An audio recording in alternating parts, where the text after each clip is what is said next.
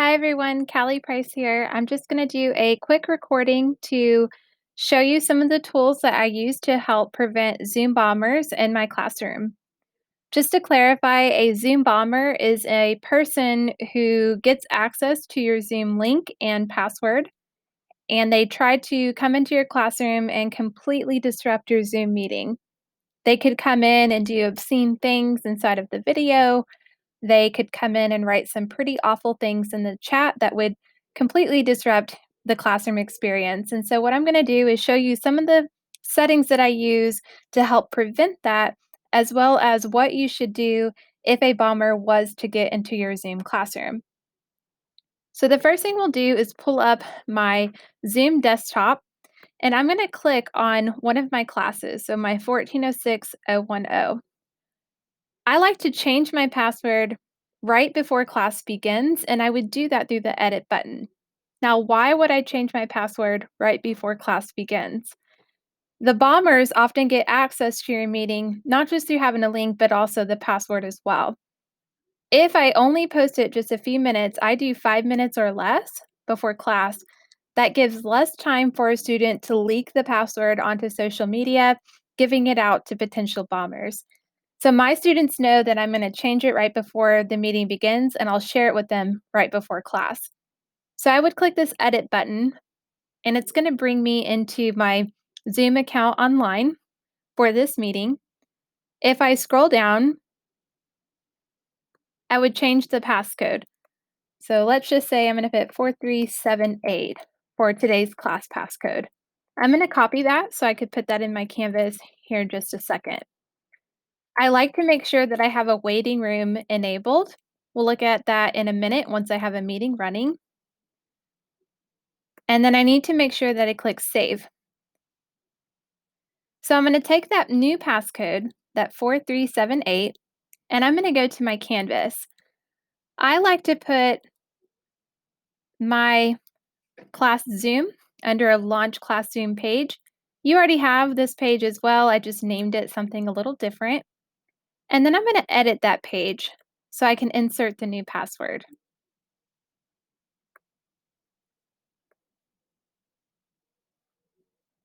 So for today's class, I'm going to update that to 4378.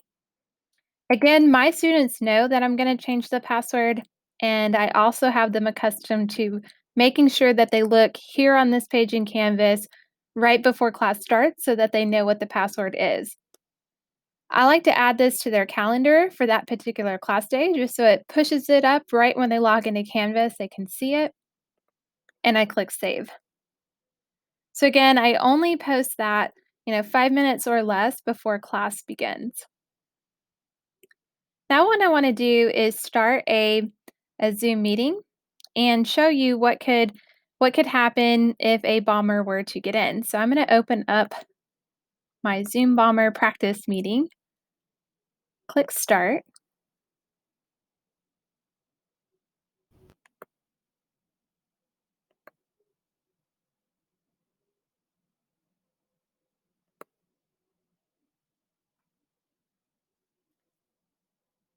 And then I'll see that people will start joining my waiting room here. If I click see waiting room, it will bring up anyone that's trying to join my Zoom meeting. If you have multiple students or a large class, this list is going to be really big. A few things you want to keep in mind. If you have a small class, you could probably easily sit here and look at this list and admit one student at a time. However, if you have a really large class like myself, I could potentially have 50, 100, almost 200 people trying to join my Zoom. And so I'm not going to have time to sit here and click admit, admit, admit over and over and over. So I like to click admit all, and that will let them in all at one time. So I'm going to do that. Go ahead and let my practice students in.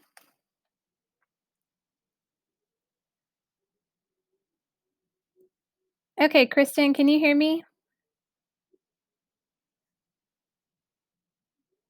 Okay, good. James, can you hear me? Okay, good deal. Before I continue this recording, can you guys give me the approval that you're okay with me recording this and sharing it with fellow faculty and admin on how to mitigate Zoom bombers? So, Kristen, are you good? Yes. Good. James, you good? Yes, I'm good. Perfect. Okay, so there's nothing special y'all need to do. You can't see the tools that I have on this recording right now, so just hang tight and I'm going to boot one of y'all out here in a minute, all right? Okay, so down here at the bottom of my screen, there are a few tools that you need to be aware of.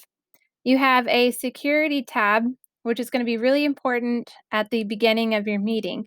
So once I've let my students in from the waiting room, I tell my students they get a cutoff. You know, if they're not there in the first 3 or 4 minutes, I'm going to lock the meeting. So if they're not in by that point, then they can watch the recording later. So once I've hit my cutoff, I'll click the security tab and then I'm going to click lock meeting. Now, what does that help with? So let's say that when I did admit all, if a Zoom bomber got in by accident, I let them in. I would quickly probably figure that out when they start making noise and being disruptive. So I could kick them out. And as long as I have the lock meeting feature checked, once I kick them out, they can't get back in. So that's a really important step. Another thing I like to do is disable the chat, at least in the beginning of the class. If you do have a bomber in there, they could write some pretty awful things inside of the chat, and so I would just turn that off until I'm comfortable that a bomber is not there, and then only turn it on at certain times when I'm ready for students to interact. If you had a lot of people on your Zoom, it could quickly become overwhelming trying to track down where the bomber is at or who they are. And so if they're being very disruptive and extremely loud, over here on the right-hand side, you have a mute all option. So if they start screaming into the mic or making lots of noise and you need a moment to kind of figure out who they are and remove them, I encourage you to select this mute all and uncheck the ability for the participants to unmute themselves. So that way, that bomber could still be there, but he's not able to be loud and continue to be disruptive while you're trying to remove them. So I would mute everyone just for a minute until you get them kicked out. So that's the main security features that I would do. The other thing is once you've figured out who your bomber is you can go up to their little toggle button here and you could click remove.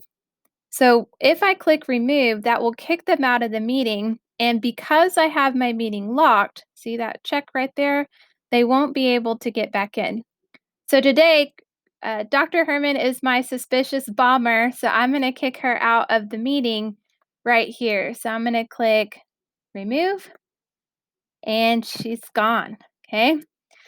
So now just my student, James, is here and the bomber is gone. Remember, as long as I have security, lock meeting check, our bomber, Dr. Herman, is not going to be able to get back into the meeting.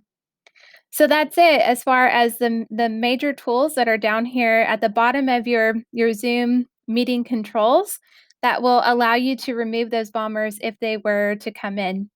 Again, if you have any questions, I am more than happy to share some further ideas. And if anything else comes up, I'll make another video and share what I find to help prevent some of these mob bombers getting into your classroom. I'm going to end that meeting for all since we're done. Don't forget that the biggest feature here is edit your password right before class starts, post it to your students right before class begins.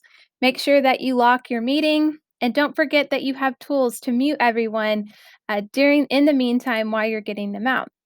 All right, that's all I got. If you have any questions, don't hesitate to reach out.